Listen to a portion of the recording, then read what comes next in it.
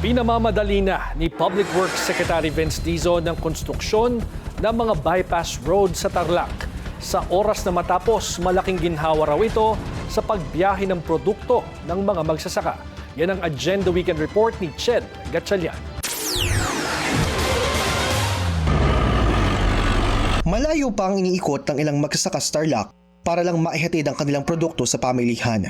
Ang isang bypass road kasi sa Bamban, 6 na taon na raw nakatenga. Kaya nang mag-inspeksyon si Public Works Secretary Vince Dizon sa 2 bypass roads Tarlac, sinabi niyang kailangan nang madaliin ang konstruksyon ng mga hindi pa natapos na bypass roads. Very important yon nationwide. Mas mapapabilis natin ngayon yung opening ng mga kalye. Napabudget ko na yung 700 million. Natapusin na natin lahat ng mga once and for all.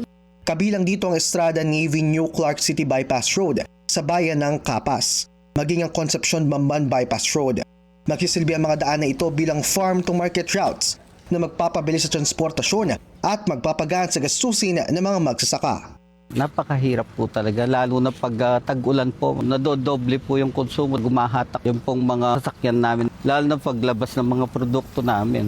Sa budget season pa muli ng 2027, malalaanan ng pondong naturang bypass roads. Pero nais si Dizon, ayusin na ang issue sa right of way.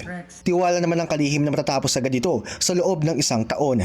Para sa Agenda Weekend, Ched Gatchalian, Billionaire News Channel.